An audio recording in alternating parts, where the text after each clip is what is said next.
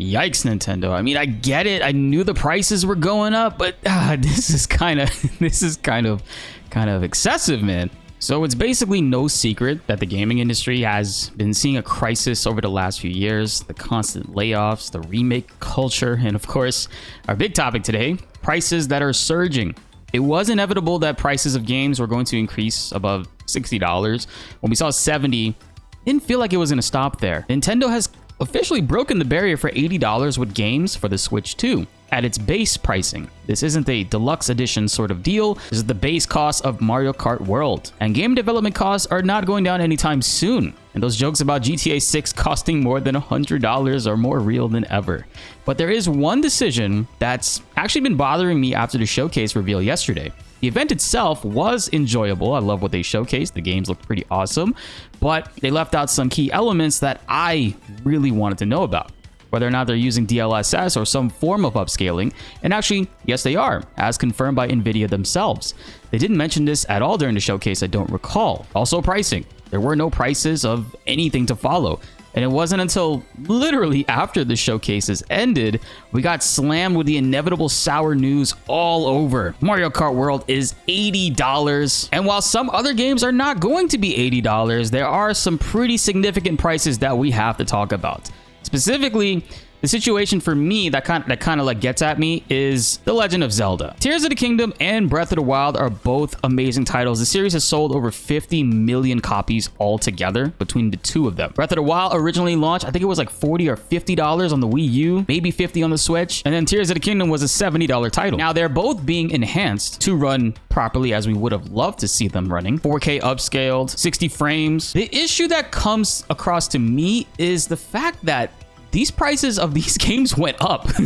And outside of the graphic improvements and Zelda notes, there's nothing else new coming with these titles. We are paying more money for them to be running at a resolution and optimal frame rate that they should have been running the whole entire time. But of course, it was limited by the hardware. These games have sold a crazy amount. And of course, Nintendo being Nintendo, we can't expect any type of sales going down anytime soon on their new titles. But I would have thought at least there would be a bundle of some sorts in order to get more people to purchase this. Now, say what you guys want about Square Enix. We all know that they have an issue with their sales expectations and all that.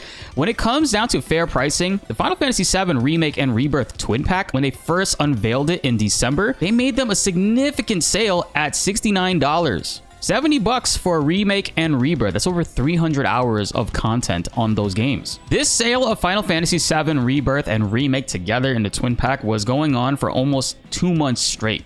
Gave us a decent amount of time to take advantage of it. Unfortunately, now that sale has ended and the prices have gone up to $100, but even still, $100 is pretty fair for what this includes. All the DLC, upgraded enhancements, and some pretty awesome games. And if you guys wanted, you can still secure it for $79 with our instant gaming link. I'll be linking that down below, and also get any other game that you want. They got Kazan for $46, Assassin's Creed Shadow for $54. Even The Last of Us Part 2 right now is $43. I would have liked to see Nintendo actually be conscious of the consumer, given the fact that they've destroyed all kinds of sales accolades. These two games coming out more expensive than they were on initial releases, it just kind of rubs me the wrong way. And I mean, not only that, I mean, you got Mario Party Jamboree's $80, the new Kirby's game is gonna be $80. Bravely Default and Street Fighter 6 are both cheaper, and Donkey Kong Bonanza, that's actually surprising that this is a brand new title that's going to be coming out and it's looking to be $70. There is another thing people have been talking about as well when it comes to certain games. There actually will be a game key card. So you purchase the physical game, but the disc itself is a license, or the cartridge itself is a license that allows you to download the game, which isn't across every game. It's across select few games. My only issue with this is in a couple years later, whenever these stores eventually do close down, you technically would lose access to this. And of course, we got to talk about the Nintendo Switch 2 Welcome Tour, which serves as the tech demo, sort of like your Astro's Playroom of the PlayStation 5, but for the Nintendo Switch, which looks pretty cool. I like the design of it and the aesthetics, but you do have to technically pay for it. It is not a free thing that's being included with the console. It's not included with the platform in any way. You have to pay a confirmed price of 990 yen in Japan, which converts to about 676. I don't know if they'll make this cost $5 or if it'll be $5.99 or actually $10. Either way, it's something that you still gotta pay for, which is very weird to me. And I wonder how, if there's any way of them budging on this and possibly making this a free demo experience eventually. I just think it's kind of silly to pay for this. I don't see a whole lot of people doing that. Again, it's an optional thing, but still, it's just like the fact that that was kind of included on PlayStation was a bit more fair. They are getting a ton of backlash for it, though. We got a lot of crazy stuff coming you guys' way in April, so hit that subscribe button and notification bell to help raise that 38% even higher so you don't miss out on any of it. There's also faster loading times with the Breath of the Wild comparisons right here. We can see that side by side. You really notice it here on the loading screen. It's already starting to load faster here on the Switch 2.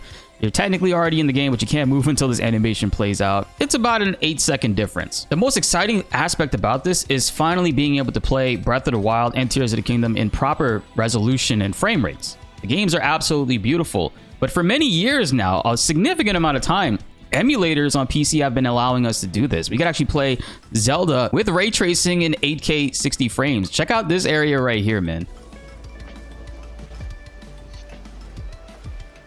The reflective properties are absolutely beautiful. Shout out to this creator for uploading this. And it's actually been kind of easy to play and install. This is my favorite way to play Breath of the Wild.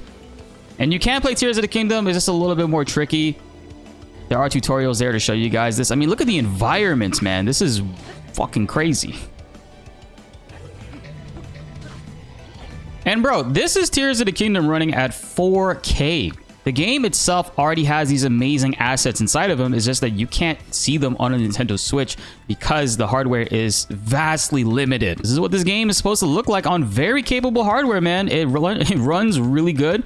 Flawless 60 frames, and that lighting is just gorgeous, dude. Look at the way the grass is being hit, too. Whee! Oh, God.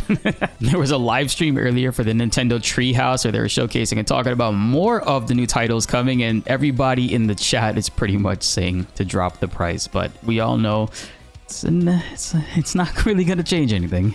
I fully expected these prices at some point, but I was kind of hoping there would be a Tears of the Kingdom and Breath of the Wild bundle at least at $100 for the two games at launch. That would have helped out dramatically, I think, in Nintendo's favor for that element alone. These prices are surprising, but the industry's been kind of tiptoeing around it for quite some time now. For a long time, Nintendo's been known to be a company that does not really care about boycotts and stuff like that. They're going to stand strong on their pricing, and a lot of these big title games, you'll never see their prices decrease. Maybe from third-party sellers, but not on official Nintendo stuff. It's unfortunate, man. I mean, I'm still going to be getting a Nintendo Switch 2, but this is the harsh reality of the way gaming in this industry is going forward, guys. Games are not getting cheaper to make, so prices are inevitably going up, and it's something that a lot of people in the industry have been suffering from with the constant layoffs. Making a game is not cheap. Nintendo being the first to do this definitely shocked a lot of people, myself as well, but I fully expect PlayStation and PC even to take the same steps going forward. But I'm curious to hear what you guys think. Comment down below, how much do you think Grand Theft Auto 6 is going to cost at launch? And again, if you want cheap games, you can still use our instant gaming link. I'll be pinning it down below for you guys to take advantage of any of these games and get them significantly discounted for the time being. Be sure to like the video if you enjoyed and subscribe if you are new. More video game updates are on the way, and you